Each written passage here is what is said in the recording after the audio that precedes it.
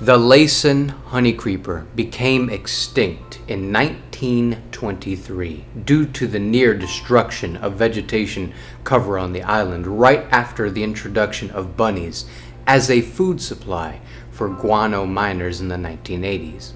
The final event that led to the Laysan Honeycreeper's extinction was a deadly storm. Although the species is extinct, they were beautiful looking birds while they lasted. While an adult male Laysan Honeycreeper had a vermilion upper body structure and an ashy-brown lower stomach and underwing covert feathers and a dark brownish white undertail, adult females were very similar to the male Laysan Honeycreeper, except instead had paler red feathers.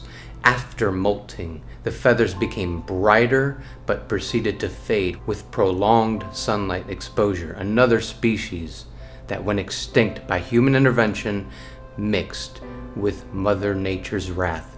So sad to see these cute little birdies go. This is a cool world. Alex Carnifex.